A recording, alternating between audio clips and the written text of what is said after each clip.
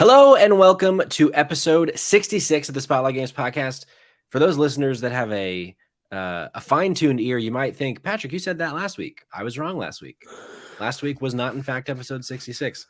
It was 65. I'm a silly boy who can't read. And so here we are with the true episode 66. Cayman, do you feel like, was there something in the back of your mind this last week that just felt like I lied to you last week? I mean, I feel like that a lot. Yeah, well. Yeah. I get it. Wow. Hey, we have an exciting show. We're going to be talking about Xbox is getting into the Nintendo Direct styled presentation game. We're going to be talking about some leaked Suicide Squad images that I'm not very excited about. We're also going to be talking about a little Neil Druckmann interview, co-creator of The Last of Us. And then we're going to have a little topic of the show talking about Ubisoft, their 2023, because they just delayed Skull and Bones for the 95th time. And their 2023, not looking very good, Cayman. So we're going to talk about that. But first, I've said his name several times. You've even heard him speak. But let me formally introduce my sweet dumpster boy, my sweet co-host, the man who makes this show as good as it is, Cayman Darty. You did. That's a lie. Cayman, how are you, buddy? I'm doing good, Patrick. I'm doing good. I'm excited to talk about some video games. Is that what we're talking about on this show? You tell me, Patrick. What is this podcast about? Exactly. Hey, we have a lot of video game stuff to talk about because this is the Spotlight Games podcast where each week we spotlight the latest and the greatest in the world of video games. You can get it by subscribing to our YouTube channel at Spotlight Games Pod. That's youtube.com/@ Spotlight Games Pod, or by searching for Spotlight Games in your favorite podcast app. And hey, you can be on the show by tuning in as we record live Tuesdays at 8 p.m. Eastern Time, just like Sweet John in the chat, our sweet rabbit. Missed last week. I missed him. I felt like I was alone in the woods just trying to find home. But here he is. I feel like I'm home, John. Welcome back. But be sure to follow us on Twitch so that you're notified when we go live so you can be part of the conversation about video games. Cayman, It is a new week. Last week, we talked about how we have a new podcast. Sure. But we're going to talk about that in a few minutes. I want to hear about what's on the docket this week for Save Trash Cinema, the podcast. Save Trash Cinema's live today with a minisode that was chosen by none other than Boston Mike himself. We gave him the reins because it was his birthday and we felt pity on him. And we were like, man, he just needs some extra TLC. So we were like, it's all right, man. So he chose the David Arquette classic. Some might call it a classic. There's at least one person in the world who might call it a classic. And I mean, yeah, the episode's on eight-legged freaks. I mean, here's a question I wanted to ask you when we recorded it, but I didn't think about it. So is it eight-legged freaks or is it eight-legged freaks? Have you ever thought about that? I've never thought about it until this exact moment. And I feel like I've never heard it called eight-legged freaks. Sure. But I feel like I'm a dumbass. So for all I know, it's eight-legged. Yeah, I don't know. That's a good question. We guess what, guys? When you're listening to this live, just know we didn't address that in that episode. But the episode is hilarious. We talk a lot about online dating apps and anal probes. But yeah, we do. This is STC we're talking about. So is anyone shocked? I mean, I'm not. What I am shocked about is apparently John is outside my house right now. And I'm scared. The police are on their way, John. So back up. That's why we don't tell people where we live. Well, he knows where he's been to my house, unfortunately. I'm in trouble. I'm in a lot of trouble.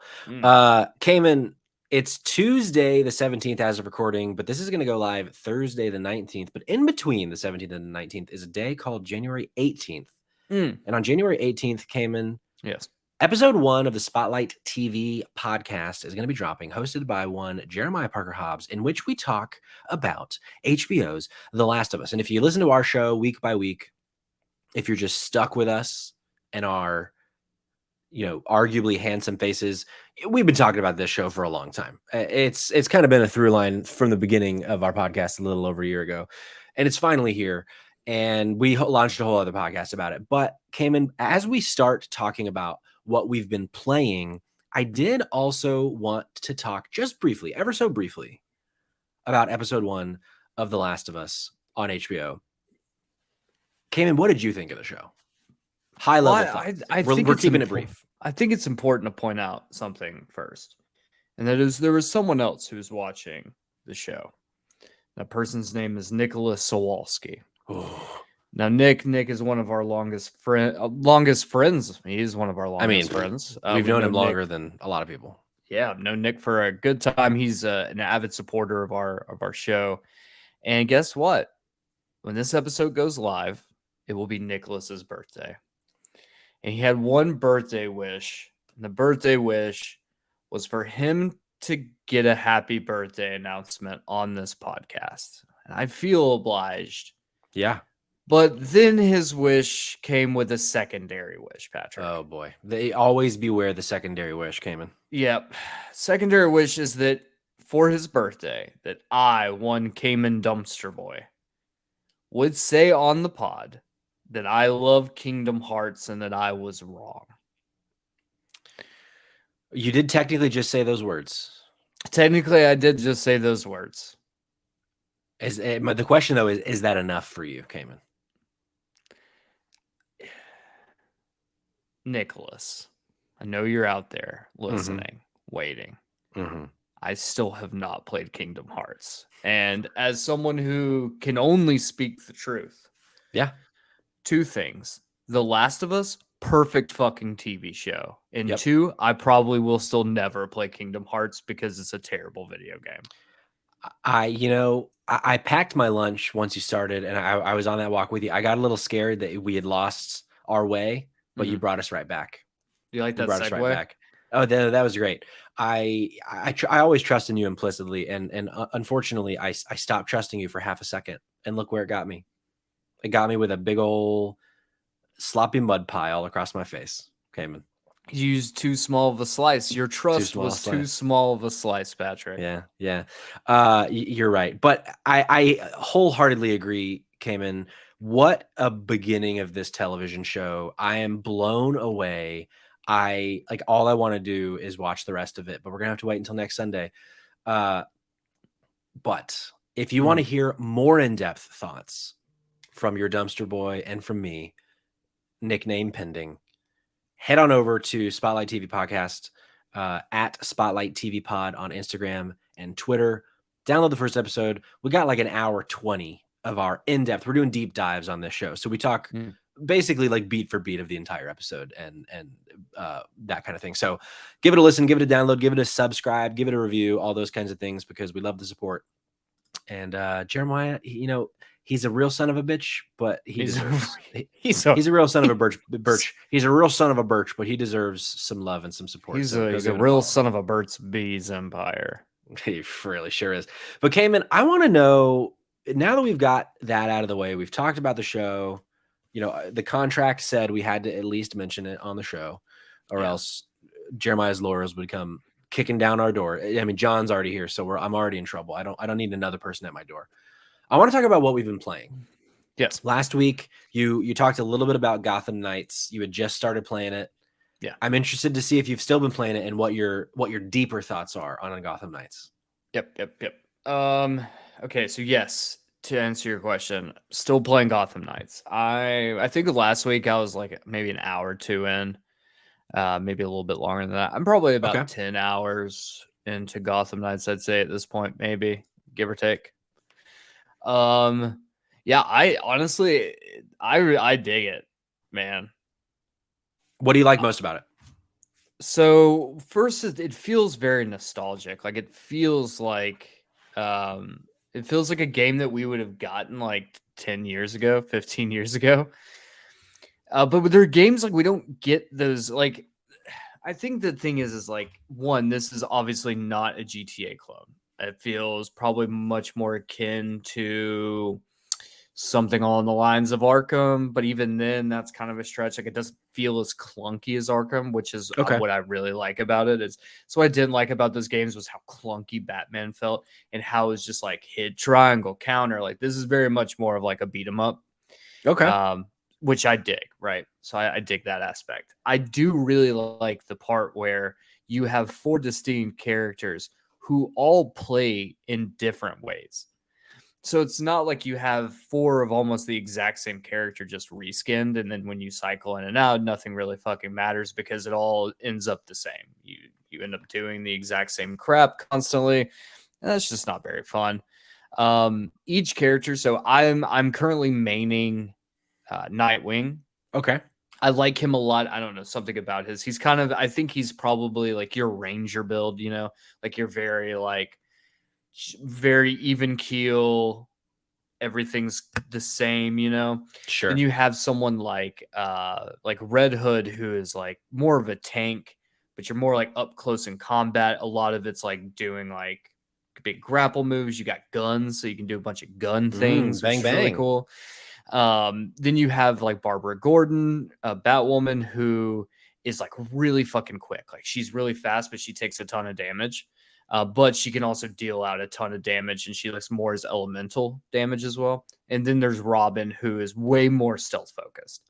Like you really have to play him like incredibly stealthy. But when you switch characters out and you're switching it up and you're playing as different characters and you're trying out different builds, like it feels good. Like all of them feel different enough that if I ever feel like something is getting monotonous, you can just change characters, because as you level up as one character, those points go to your other characters as well.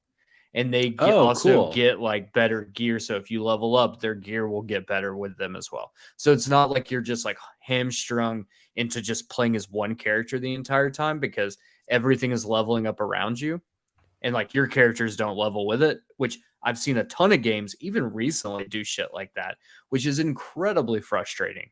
So I think that like those are very smart decisions they made. The game, technically speaking, I don't even really think I've seen any frame rate dips, which is a big complaint when the game came out. So I don't know if that's been patched out. It's just because I'm a late adopter to the game.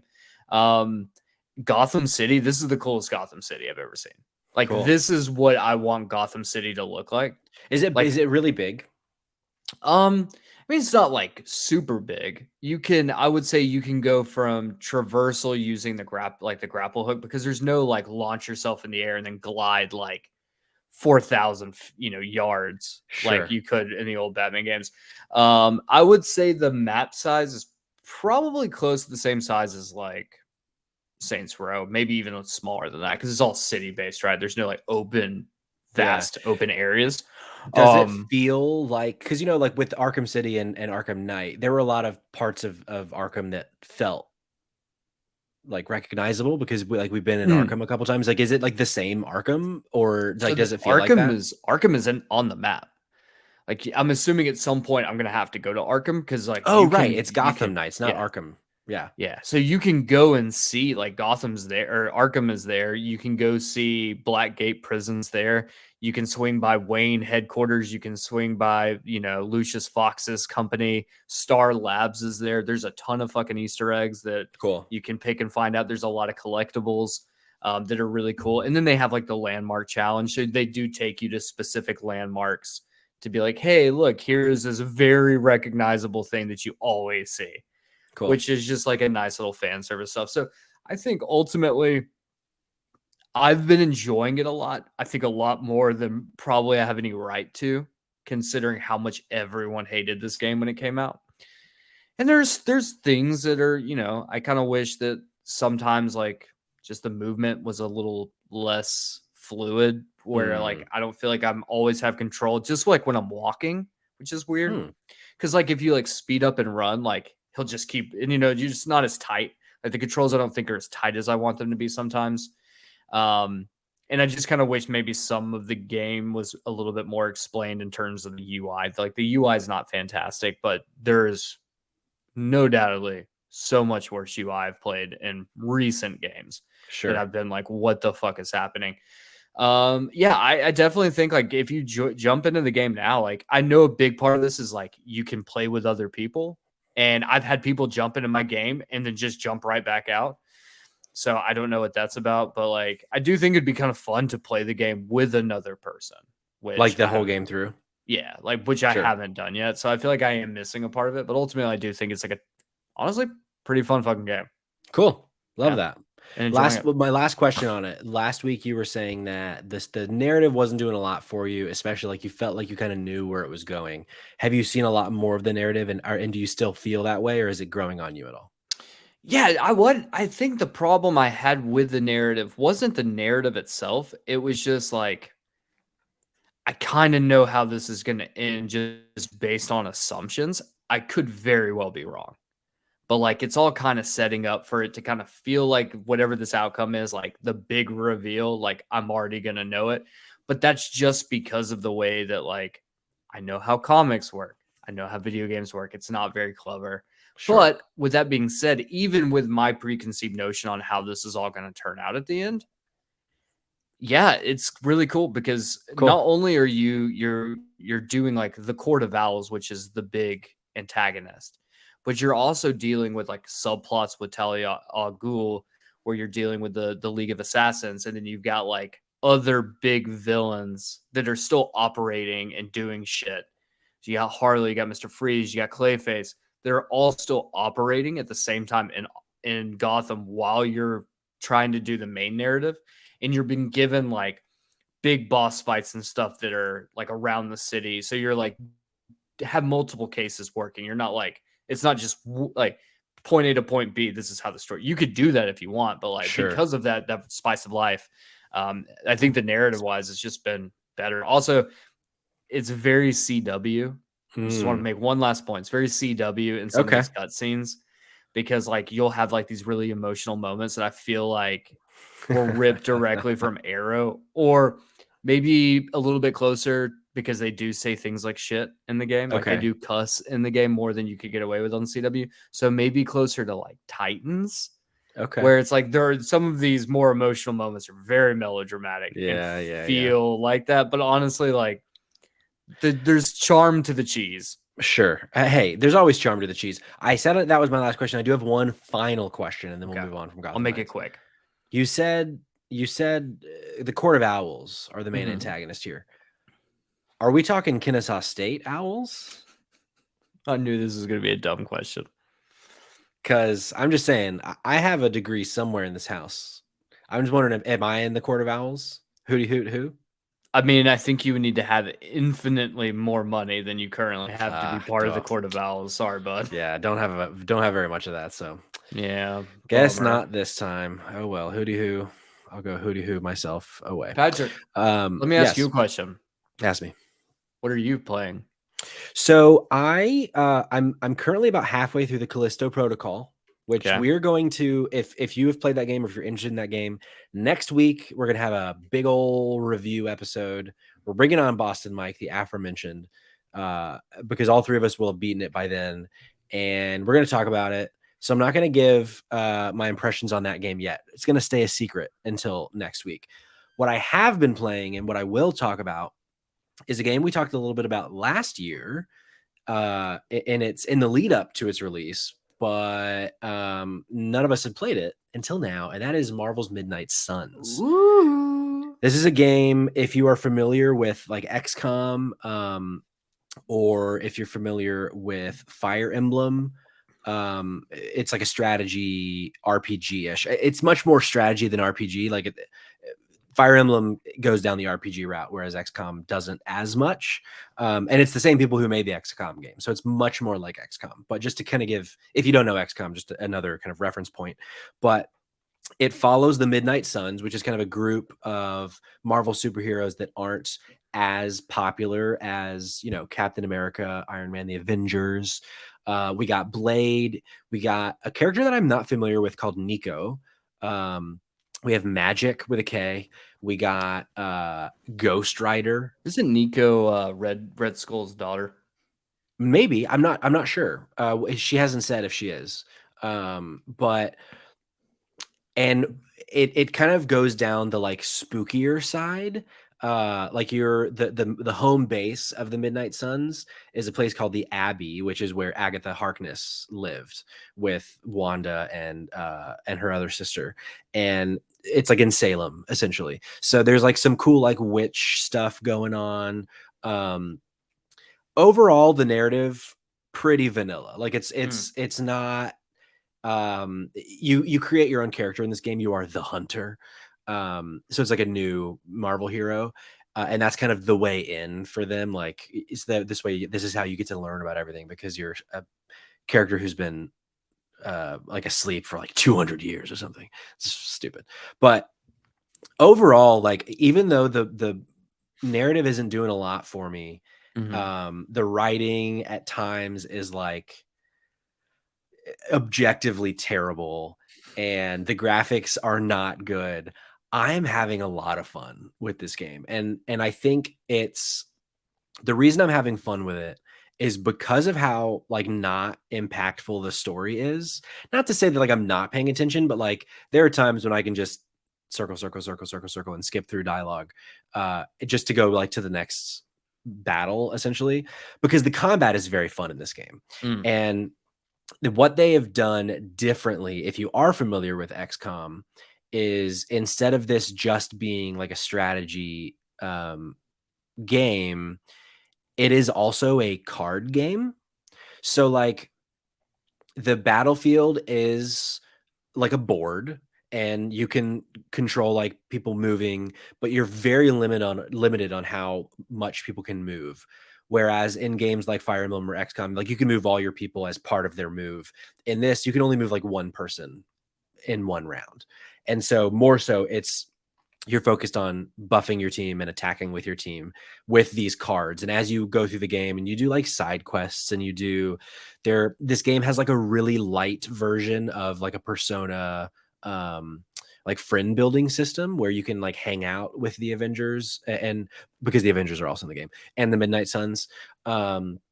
And by doing that, you unlock more cards for their deck. And then you can kind of deck build on a character by character basis. So the Hunter has his own deck, Blade has his own deck, Magic has her own deck.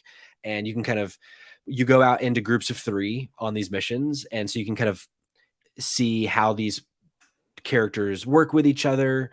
And I don't know, I'm having a lot of fun with it. It's also something that if you have like a backbone or you have a way to on another device do remote play on the PlayStation, if you're playing on PlayStation, if you're playing on Xbox, you can, all sorts of ways you can stream it because the story is so minimal in its interest. There's a lot of story. I'm just not paying attention to it. I'm really like playing on the couch a lot while we're watching something, just going through because the combat is super digestible and it's very slow in a good way for me. But if that's not something that sounds like your speed, I wouldn't pick it up. But yeah, I'm having a good time. I would say if it's a game that you were interested in picking up, but you're maybe hesitant because of like cost, I happened to pick it up on sale for like 40. I would say just wait for it to drop a little bit to pick it up. Um, if you really aren't sold on it, maybe wait for it. It's going to go even lower than that at some point. It doesn't seem to be performing super well. Mm. I wouldn't be surprised if it ends up being on PlayStation Plus at some point too, or Xbox Game Pass. But yeah, I'm surprised at how much fun I'm having with it, even though it is chock full of flaws.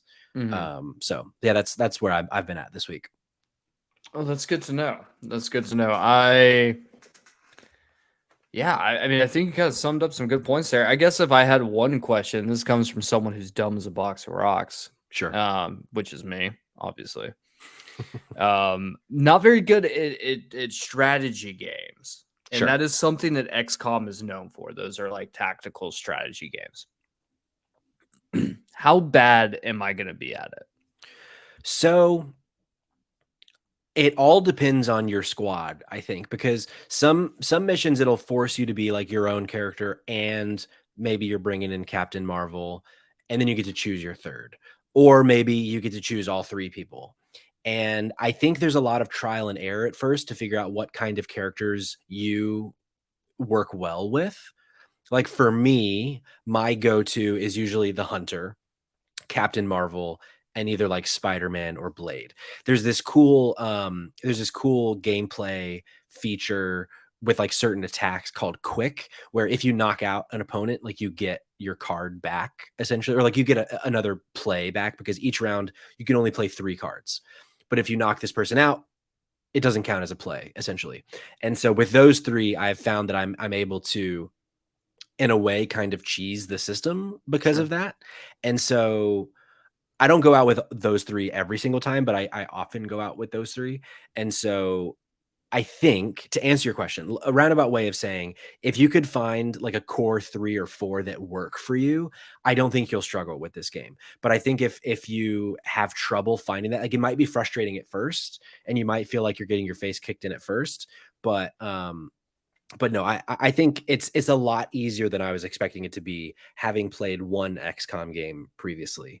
They it seems like they've pulled back on the difficulty in that way. Cool. Cool. Yeah. But yeah, I'm excited. I'm excited to play. It does look like something that I might actually have fun with. So Yeah, I think you would enjoy it, but I would definitely recommend, waiting for it to go on sale a little bit. I don't know that it's with like how janky it can be and how the graphics. I mean, it kind of in ways really looks like a PS3 game. I would you say know it's that maybe. you're speaking my language at this I point. know I am, but for our audience, maybe $70 feels a little bit of a high price point if you care a lot about how a game looks, because this game's not very pretty. But if you're just looking for like if you love Marvel, then I bet you'll like this game. Um, all right. That's what All we've right. been playing. Why don't we, Cayman, it's been a while since Mm, we've talked about the news. yeah. So I figured we could do a little bit of a news forward show. Wow, there is something happening in my living room. I think it's cats going wild because those were some sounds I don't think I've ever heard before. But I'm back. I'm here. Let's talk about Xbox, because Xbox has recently announced, Cayman, Mm, excuse me, that they're going to be starting to do state of play style, Nintendo Direct style presentations. And I'm pretty excited about it. So let's talk about it. So I'm pulling directly from the Xbox Wire. This is by the Xbox Wire staff. Microsoft writes, Xbox and Bethesda will present a developer underscore direct. I think it's important that we use the underscore because it's part of the title. They will present a developer underscore direct on Wednesday, January 25th, providing fans with an inside look at some of the games coming to Xbox, PC, and Game Pass over the next few months. Presented by the game creators themselves from studios including Arcane Austin, Mojang Studios, Turn 10 Studios, and ZeniMax Online Studios, the developer underscore direct will focus on big features, extended gameplay showcases, and the latest info for Xbox games launching in the next few months, including the Elder Scrolls Online, Forza Motorsport, Minecraft Legends, and Redfall. To dedicate the proper amount of time for a deep dive into Bethesda Game Studios' Starfield, a standalone show is in the works. Sidebar, I think it's very smart that they led with this. They're like, hey, we're not talking about Starfield. That'll be in the mm, next one, but yeah. we'll get to it. But this is going to be 12 p.m. Pacific, 3 p.m. Eastern, January 25th.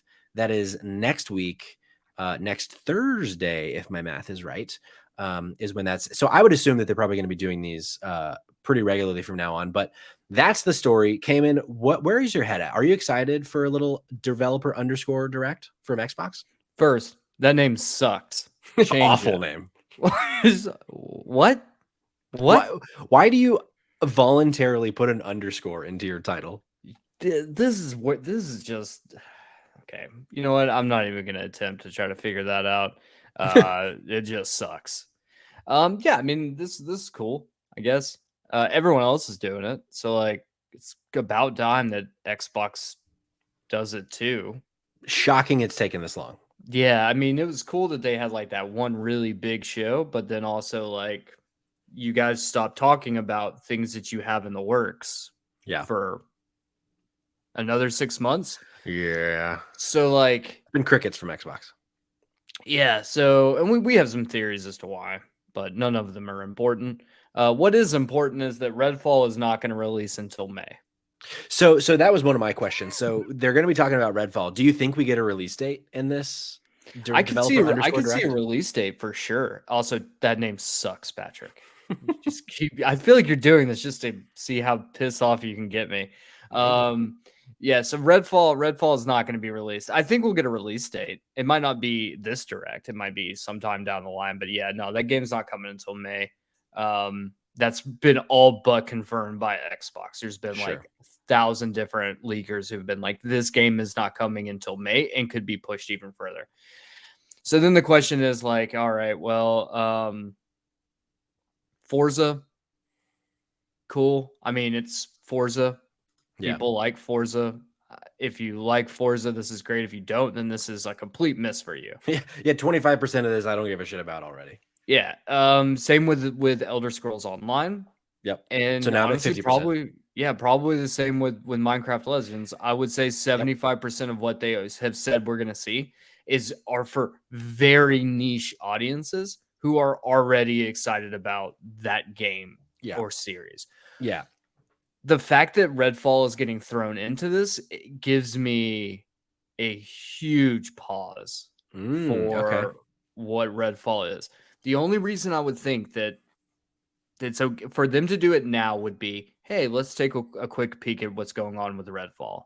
Oh, and Redfall is going to release May 25th or whatever, right? And then that's going to be that. We will see more about Redfall closer to its launch date. That makes sense. If they come out and say Redfall is coming in March, I'm going to say this game is going to be a shithole. I don't know Could any other be. way to say. Here's my then, but the thing is I'm not saying this from like a perspective of like I don't want it to be successful or whatever thing you could think of that like makes me feel like this. Historically, if games get this little attention and then are dumped out, like there's a reason why. It's Well, because the studio doesn't believe in it. I That's mean, how this historically works, and it's not where sure. like video games is not the only like genre that does this or like any industry that does this. We have dump months for movies for that Sure. specific reason. It either means that Xbox doesn't believe in it or Xbox doesn't care, or it's just another thing, which is Xbox's marketing is dog shit, which Could be. categorically is true. It really is. Sure. Xbox does a horrible job marketing things. They have a Sure. game that literally got like 10 out of 10s everywhere, and I still have not seen an ad for it. Yeah. So Pinsman like, is what you're talking about, right? yeah, so like Xbox sucks at marketing.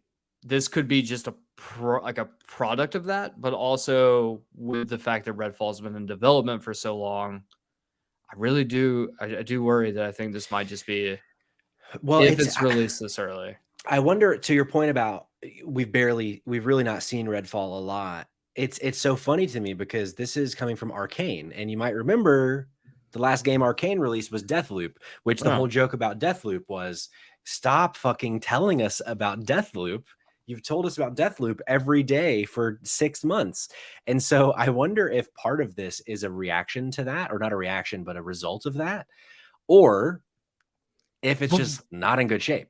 Deathloop was nominated for Game of the Year for like every single outlet. Sure, because it fucking ruled. My game of the So year. okay, so then that's my question is like, if this game is coming from a studio of this pedigree, which it is, why wouldn't you put like all of your weight behind it being like from the studio who brought you Game of the Award winner Deathloop comes, and Yeah, I would be fucking pushing that out. I wouldn't be going unless the whole reason here is they're still trying to play like we're the underdog card to the FTC, and they're just gonna have could to try to shove this under the rug and not be like, there's no pedigree here. This game's not gonna be very good, and that's the ploy, could which be very well could. Yeah, I very well actually kind of could. like that idea. Well, this is something we're going to be following. I mean, next, I guess it'll be probably 2 weeks from now is when we'll talk about what the the outcome of this developer underscore direct is. Since it's coming next Thursday, I believe is the day, or no, next Wednesday. So yeah, so it'll be on the following week's show, which we're gonna have a guest for if all things go according to plan, which will be fun. But we'll get to that. Cayman, why don't we talk a little bit about something that really kind of bummed me out today? Oof. And that's there's been some Suicide Squad leaked images of the game on various places, and we've learned some things. So I'm pulling from Andy Robinson at VGC. A leaked Suicide Squad image has confirmed plans for service game elements such as a battle pass. The image, which I've shared for our video watchers, which originated on the 4chan forum, unfortunately, and has been verified by a VGC source, is understood to originate from a recent test build and shows various menus planned for the Rocksteady co-op game. The battle pass and multiple currencies shown in the image have inspired debate on social media about how extensive the live service elements will be for the title. However, A development source told VGC that while the battle pass is planned for the game, it will be focused on cosmetic items such as skins. In addition, the various currencies shown at the top of the leaked image are understood to be XP used to power up and customize the skill trees of each anti-hero, effectively making them unique to the player. Quote, you don't start off debuffed and weak, VGC was told. You just start off great and can get ridiculous like Arkham Knight's Batman, end quote. Suicide Squad Kill Justice League, the next game from the creator of Batman Arkham series, is billed as a genre-bending action-adventure shooter set in an open world metropolis. So here's the image in question. Mm-hmm. I'm nervy. I'm a bit nervy about this. I'm a little nervous. Where's your head at? What do you think about this? Yeah, I feel like being nervous, being a little bit worried here is more than okay. I think the reason why I say that is like, let's be honest, we got a similar game from Marvel, and that game sucked. Yeah. Oh, well, okay, let me rephrase that. That game's story mode kicked ass. That game's everything else sucked. The game as a service was not Awful. good. Was not good. I worry that we could be treading similar ground. I also worry that this was kind of a decision that was made, and this is one of the decisions on why this game was delayed, was because of this. And let's be honest, that WB doesn't have a lot of money right now. That is correct. And yeah, if you're WB, I don't know if I'm putting a lot of my resources into the video game department, and this might be a way for them to try to recoup some money. Yeah. Look, man, if it's great, it's great. Like I I play hope Rocket we League. I play Rocket League, right? I'm used to battle pass shit like this. Sure. But it works for that. Yeah. I don't really know how well it works like this, just because I think the only time we've ever really gotten a game that's kind of combined these two elements, that game was really not good. Yeah. So, and another thing John points out, wow, market word vomit, genre bending open world shooter. Yeah, it's like buzzword central with this game. Yeah. And like what I hope happens is that the pedigree of Rocksteady being I know like you had your issues, like you kind of even alluded to them earlier with how the Arkham games felt clunky. Rocksteady overall has had a lot of success in the last 15 years, even if the games aren't maybe everyone's cup of tea. I hope that because of how successful they've been, that they can prove us wrong. They're like, no, we know what we're doing and you're going to like this. But like everything, like you can go back to any episode we've talked about this, whether it's the Lost episode about like when they showed off the trailer at the Xbox showcase, or all the times this has come up in the news, it just doesn't look interesting. And this is just another piece of it for me that like just doesn't look interesting to me. Like it looks very like this menu is giving me Destiny vibes, like big Destiny vibes. And I know Destiny is a game that a lot of people fuck with. You fucked with Destiny, but I didn't fuck with Destiny. And so like for me, that's like kind of a red flag that like, I don't know that I like this, how this is looking, but we'll see. I thought it was interesting that we've now, had a leak and it seems to be pretty legit, that this game is going to have a battle pass of sorts, and we'll see. We got a Guardian in the chat. Fair enough. I mean, don't know what you would say to a Guardian, but I don't know. Fucking go get him, soldier. What did they say? Follow the light. Follow the light. Follow the light. I should know this because I've probably put in combined between Destiny 1 and Destiny 2 like 450 hours easy. Sure.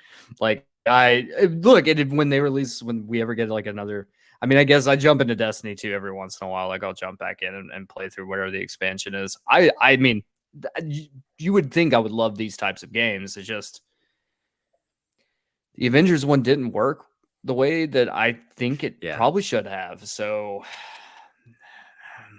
just leave that there. Yeah.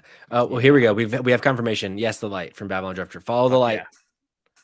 Why don't we follow the light when we're lost in the darkness? Came in with a little talk about Naughty Dog. I mean, come on, that was pretty good. That Cam. was a good one. That was a good one. That was a pretty good one. So this is pulling from Logan Plant at IGN, Neil Druckmann, who you might know as the co-creator and current showrunner, co-showrunner on The Last of Us on HBO, is interested in more Elden Ring and Inside-esque storytelling for the future of Naughty Dog. So, like I said, pulling from Logan Plant at IGN, Uncharted and The Last of Us are known for their cinematic storytelling, but Naughty Dog's Neil Druckmann is becoming increasingly fascinated with more subtle world building. Speaking to the Washington Post, Druckmann said he's inspired by From Software's minimalist storytelling in last year's Elden Ring. Quote, I'm more recently intrigued by stuff like Elden Ring and Inside that doesn't rely as much on traditional narrative to tell its story, Druckmann said. Some of the best storytelling in The Last of Us is in the cinematics, but a lot of it is in the gameplay and moving around the space and understanding the history of a space by looking at it and examining it. To me, right now, that's some of the best joy I get out of games that trust their audience to figure things out. Games that don't hold your hand, that's the stuff I'm really intrigued by going forward, end quote.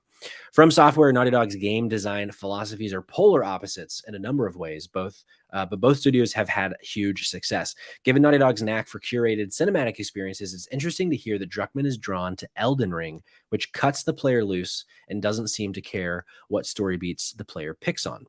Quote, that doesn't mean we will never have dialogue or cutscenes. I think that there are tools in your toolbox, and I think that that's a way to push that stuff forward, at least for the kind of games that we make at Naughty Dog. I'm really intrigued again, never resting on our laurels and trying something a little bit new, a little bit different that not everybody's going to like, but that's okay.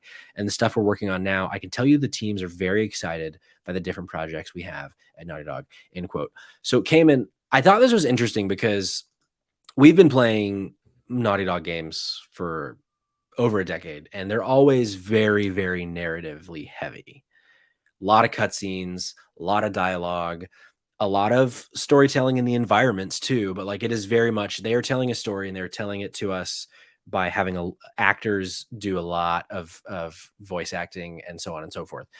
What is the like as someone who played Elden Ring and platinumed Elden Ring, are you interested in what this might look like from Naughty Dog, or are your alarms going off?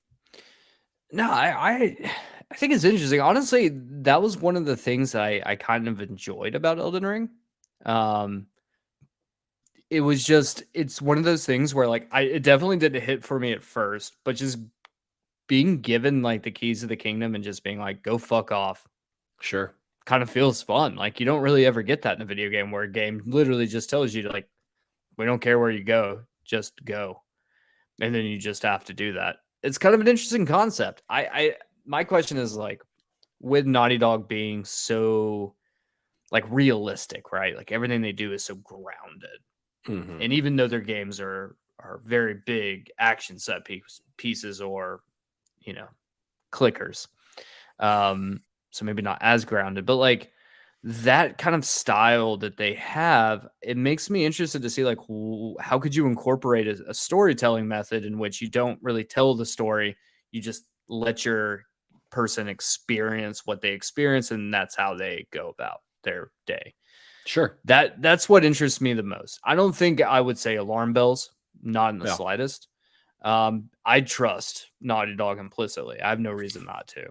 So like that's so I funny think that you said that. That was literally thinking that exact phrase. So like that's another thing as well, where it's like if you were to tell me like you were going to give me a different developer, let's say like Striking Distance, who make Callisto Protocol, and they were to have said this, I would be like, yeah, I probably don't do that, or maybe go do that because you didn't succeed the first time on something else that you apparently were very good at. Yeah. So So John asks, does he mean Elden Ring gameplay or artistic styling? Actually, I think he means neither. I think he means how within Elden Ring the narrative was kind of a lot of the times it was presented in things like the setting and how they kind of via art.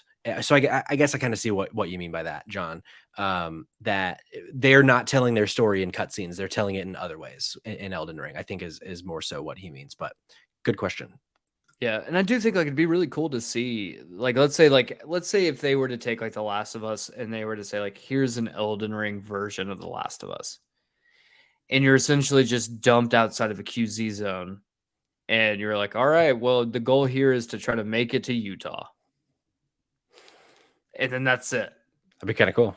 That'd be fucking dope. I'd Yeah. fuck with that. Like, Because that's like a cool concept. something that we've talked about, and I want to tread lightly because with the show happening, but like some of our favorite stuff in The Last of Us that we've talked about in the history of this podcast is the environmental storytelling and going around environments and reading, spray paint on the walls and notes that people left and where bodies are, like decayed bodies, like that way of telling a story by stumbling upon it and putting the pieces together yourself is something that Naughty Dog has already kind of played with. So I would love to see what that means at a grand scale for them, because they're so good at telling a story that I don't know. Yeah. I think one of the best pieces of environmental storytelling that wasn't in a video game is probably Danny Boyle's 28 Days Later, when Cillian Murphy makes it into the church. He's going to go try to find his parents. He's woken up from the hospital, makes it into a church. He sees spray painted on the wall, just in huge letters, "God has abandoned us." Sure. And it's like that moment where, like, as the viewer, you're like, obviously shit is not okay. What is going on? We don't really know what's happening. You see that, and then you immediately, like, it's just like that moment where it's like, this works really well. I think Naughty Dog, there's a lot of developers, I think, who do that really well while also telling a really good story. So I am curious, like, if we had fewer cutscenes and we had, fewer things, but like this was more of a focus for them, is to have moments like that. I think that's dope. I want to see him do it. I'm in. Yeah. Neil Druckmann, I'm in. Mm-hmm. You know what I'm not in on, Cayman? How Ubisoft is looking at the moment for 2023.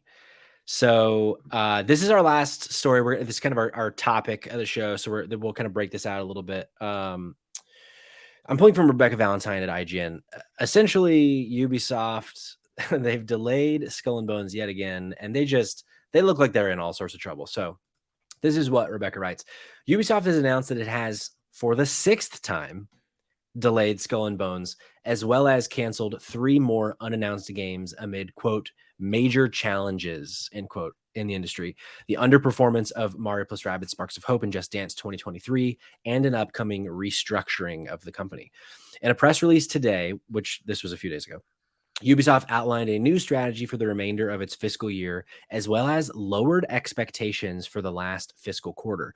Ubisoft explains that the move as a result of the company, quote, facing major challenges as the industry continues to shift towards mega brands and long-lasting titles then can reach players across the globe, across platforms and business models, end quote. While Ubisoft notes its goal has been to build large, overarching here's a question for you. Sure. Overarching. How do we say that? That's a good question. If Kiki's still in the chat, you're smarter than me. Give me that answer with some phonics. I always say overarching, but it could be arching, and I've been saying it because wrong. it's an arch, right? But an arc is like when you shoot, right? It arcs, something can arc. Not K. So overarching. Thank you. So we're both wrong. Okay, that's fair. All right. So to bring it back, overarching. Where's the word overarching? Man, I really lost this. Fucking hell, where is it? Great content. Unbelievable. I know. Oh, here we go. Okay.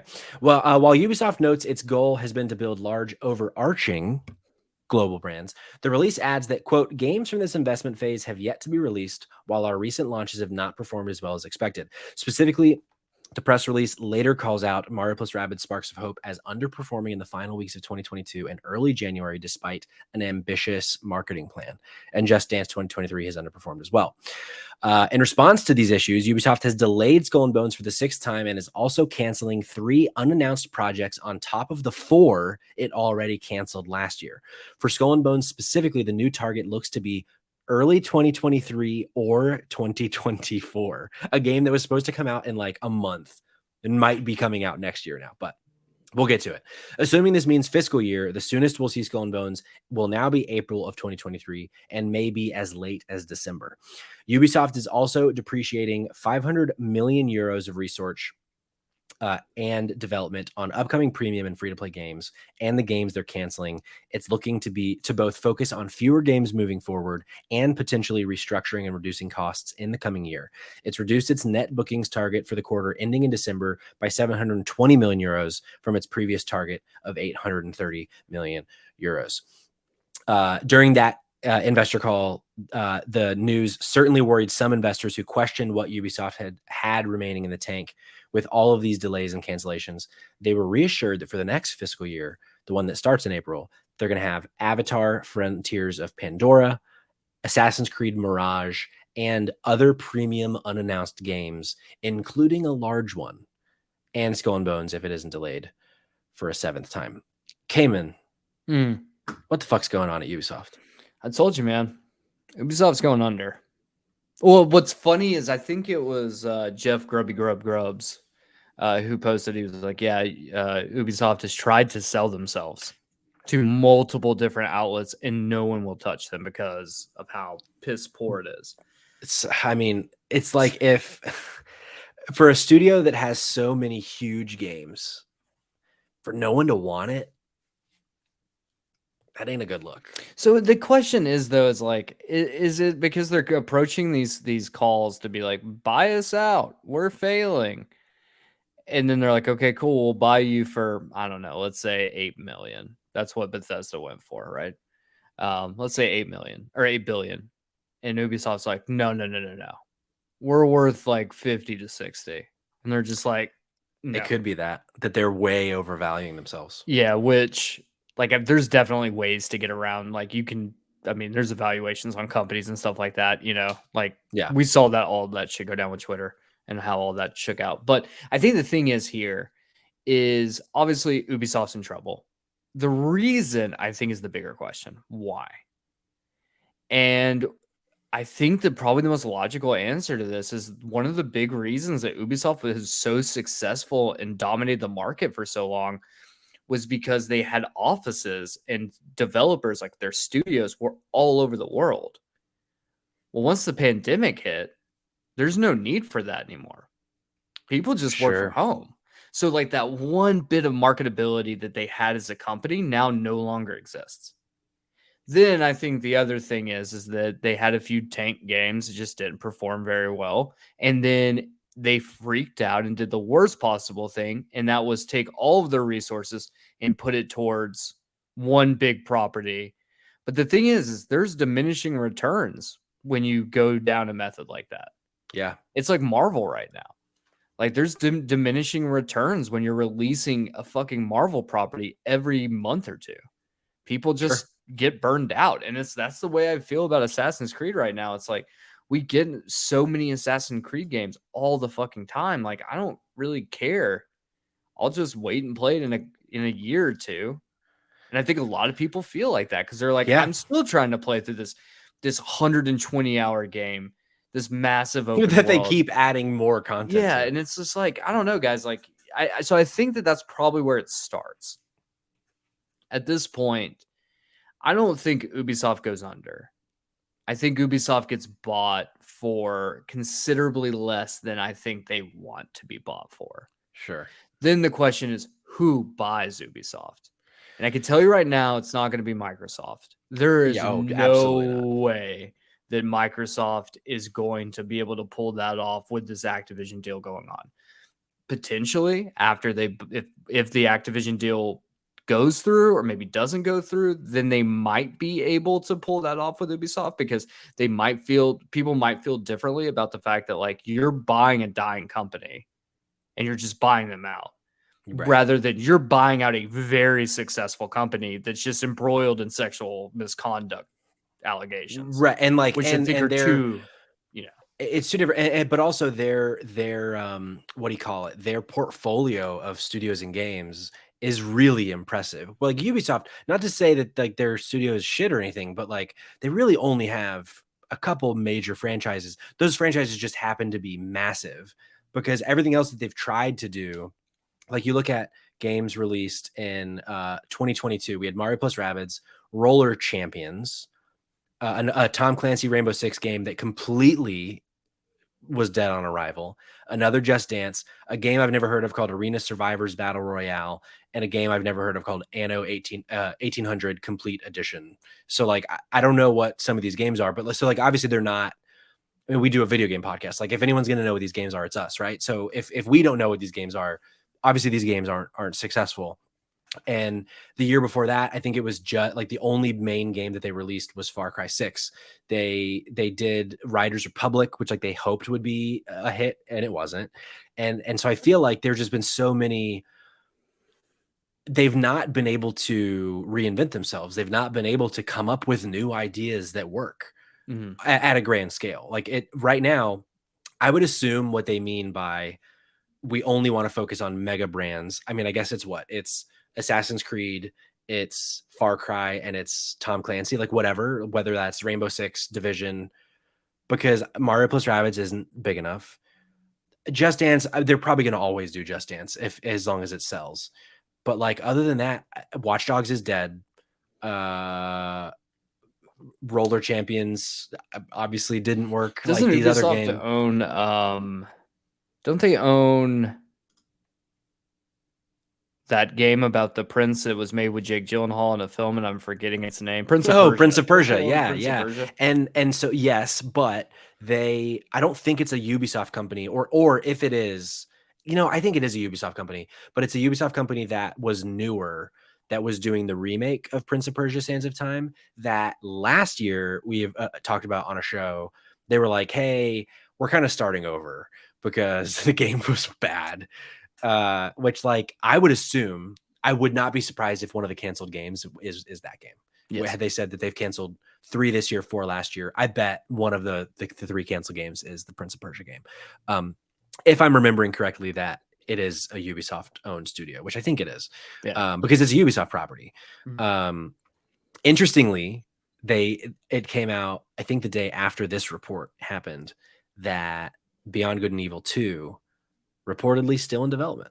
Oh my god. No, the game is not in development. I don't know. There's no fucking way. If they're saying other premium announced games, including a large one, and then they just fucking dump Beyond Good and Evil on us, like, what would be really funny, honestly, is if they dumped it on us, then you play like 10 hours into the game, and then it turns into Dreams, and it's like, finish it for us. Yes. What they've been spending the last 2 years on is an engine to create video games within it, and so that you can make the rest of the game however you want it to be. That's a great idea. Honestly, someone out there is making a game just like that. I almost wore my Dreams sweatshirt to this recording. If I had, what a moment that would have been. But yeah, I don't know. I love Assassin's Creed, even though like this new kind of reorg that they did last year of like, hey, this is the future of Assassin's Creed. Not all of it spoke to me, but parts of it did. Like Mirage, the one that's coming out this year, supposedly, that's like a smaller experience, more akin to the originals. Like that is really exciting to me. I don't want Ubisoft to die. Not at all. But like, it's not looking good. They're going, well, yeah. And like I said, I don't think they will outright die. Sure. They will be bought out by someone. And that someone. And we actually had a conversation about this, Patrick. I don't know if you remember, but we were like, who do we think takes a risk? Uh-huh. And we both simultaneously said EA. Yes, EA. Yeah. I don't know. I think, why. I mean, I think it's because they are a pretty comparable company to Ubisoft, but they have a more successful business strategy because they have games like FIFA that make them $1 billion a year. Yeah. Ubisoft doesn't have that. They've tried to get to that, but they've never been able to crack that nut of, as a mega company in the game space, whether it be a game as a service or something like FIFA that, it's just a sports game, but they've made it to where they've monetized it to where so many people put so much money into that. I can't even, like where you build your own team. I forget what it's called. because I never wanted to do it because I knew if I started, I would be one of the ones that are just throwing their money into it. They've never been able to crack that nut, and they've tried with things like the Rainbow Six series, but like this most recent one, Extraction, just didn't work. And I think EA, because they have that that track record of being able to, not just in FIFA but in other franchises too, being able to monetize a game and make a shit ton of money from it. And then because they're making $1 billion from FIFA, they are able to make deals with fucking Lucasfilm to be able to make a game like Star Wars Jedi Fallen Order and now Jedi Survivors. And they're able to go and make these other games because they are making fucking chests and chests of money from a game like FIFA. You know So, who we didn't think about? Disney. Yeah. Yeah. I mean, if so, would that, do you think if that were to happen, Disney essentially buys all of Ubisoft's assets and debt and is like, okay, now you get to make us Disney games? Yes. They're already making they're making a fucking Avatar game because Yeah. James Cameron's a piece of shit. And Now it's the that just studio, means that yeah. guess what? Disney now has the rights to be able to make Assassin's Creed movies or TV shows. They can make Prince of Persia Yeah. shit. They can make Tom Clancy, like the Fox brand can make Tom Clancy movies. Like I wonder, the only thing that jumps out to me as a reason why that might not work is because they just signed that deal with Netflix. They're bringing a bunch of their shit to Netflix, but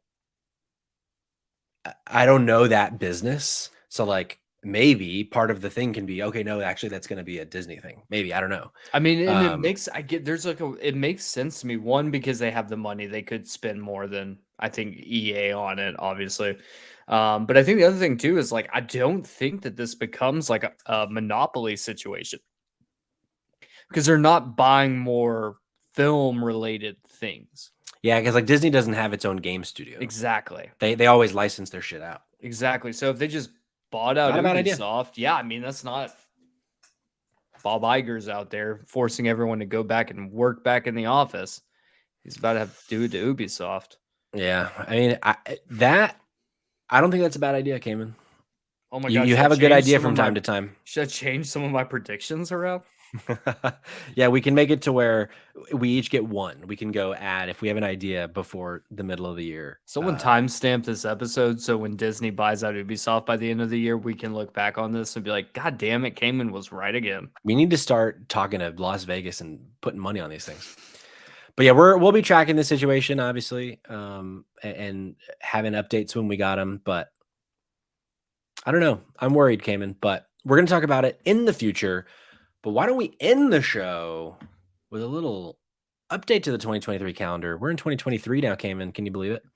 January 19th. That is the day of release of this episode on Game Pass. We're getting Persona 3 Portable and Persona 4 Golden. How exciting. We're here. So that's also going to be coming to other platforms, but you'll be able to download it for free on Game Pass on January 19th.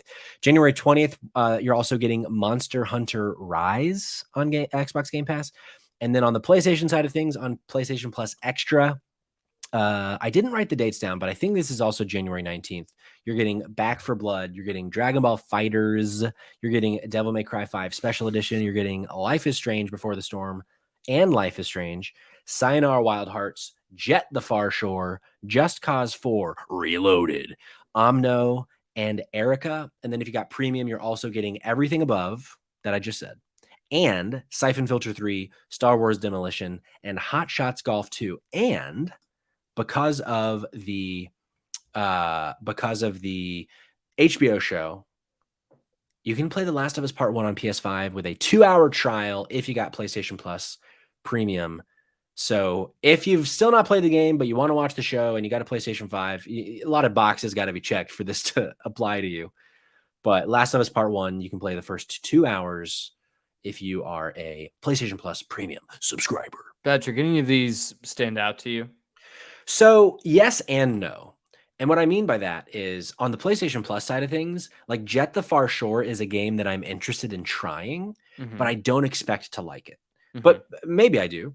I'm also interested in playing Sayonara Wild Hearts on a TV because I played that on my phone. Same. And I stopped playing because I was like, this game seems kind of awesome, but like I don't want to be playing it on my phone. So I might try that one out. Other than that, though, Persona 3.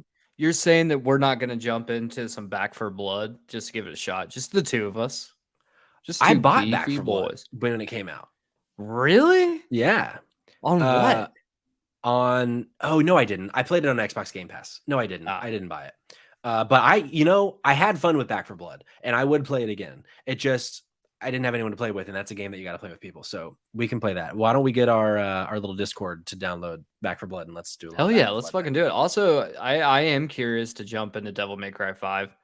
They've never really I've always enjoyed them, but I've never been like a big enough fan to like go out and buy on launch day. Maybe I will say I did buy DMC on launch, and well, the less we talk about that, the better. The game's not bad. It just is DMC the one where he got a short haircut. Yeah, they tried to like reboot it, and everyone hated it. Yeah, and the game didn't play bad. The game played totally fine. It just I think it's one of those weird ones, like when you expect Devil May Cry, and they're like, "This is Devil May Cry," and you're like, "Hey, I want a cupcake," and they're like, "This is a cupcake," but obviously it's a cannoli. You're like, "But I don't want a fucking cannoli. I want a cupcake." That is exactly what this was, and them just screaming at you, being like, "No, you're wrong. This is a cupcake that looks like a cannoli, but and it just was like, that's not it." If we have any animators in our audience, if you want to animate that cupcake cannoli bit, just that, I would love to see what that looks like visually. We got some questions in the chat. Guilty Remnant Smoker. Any 2023 updates on Dr. Mario World? I wish we had an update on Dr. Mario World. That game was killed in 2021, and I still think about that. Came in, if you're not familiar, Dr. Mario World, it was a game on mobile. It was basically like Candy Crush. It was Dr. Mario, but Candy Crushed. Where like there was just all sorts like infinite levels. How did I miss this? It was fucking incredible. And Guilty Remnant Smoker, I think, was ranked #1 in the world at some point.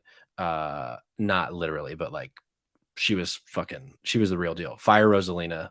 Yeah, R.I.P. Dr. Fire Rosalina. What a moment there. Timing. But yeah, unfortunately they killed it because it wasn't making them enough money. And because this is something I know you care about, Cayman, because of the state of it being on the App Store, once it was dead, that game is gone forever. You can never play it again. It's like gone. Like in 10 years from now, there will be like, you can watch YouTube videos, but that's it. History forgotten.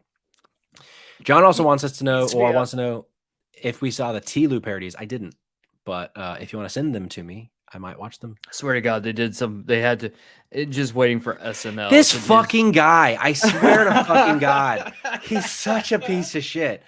Like, I say so many nice things about him. I give him the time of day, and this is how he repays me. So for our audio listeners that you don't understand, John asked if we saw the parody of The Last of Us, and when Patrick was lamenting something else, it popped up a pair of D's nuts. So you're a son of a bitch, John. Honestly, keep them coming, man. That's great. God damn it. Well, that's our show. I need to go have a lie down and a drink after that because my heart pressure or my blood pressure's through the roof after that. You son of a bitch. Okay. Thanks for listening. Thanks for watching. We'd love it if you like, subscribe, share the podcast with your friends, family, loved ones, worst of enemies, all those things. I mean, I'm pulling from Save Trash Cinema here, but don't share it with Keith. By all means, don't share it with Keith. Yeah, fuck Keith. If you want to follow the show, you can follow us on Twitter at SpotGamesPod. You can follow us on Instagram, TikTok, even though I've not posted anything in like 9 months, or Twitch at Spotlight Games Pod. Especially on Twitch, follow so that you're notified when we go live so you can be part of the conversation. We're also on YouTube at Spotlight Games Pod as well. Cayman, where can they follow Save Trash Cinema and you on socials? You can follow me at Kid Cayman on Twitter. Don't follow me on Instagram. I don't post. But you can follow Save Trash Cinema at Save Trash Cinema on every single social media app besides all the Parler. ones that are now popping up to try to replace Twitter. So, So you are on Parler. oh, of course, I've been on Truth Social for Yeah. 6 Yeah. years now. Yeah. Founding member. They actually call me a founding father. Wow. Founding daddy. The T in STC actually stands for truth. It's true. Yeah. All right. Well, that's it for this week. We'll see you next week. Make sure you also go check out Spotlight TV Pod for the first episode about the first episode of The Last of Us on HBO. But until then, until next week, I hope you have a great rest of your week. Unless your name is John, in which I hope you fucking die. Not really.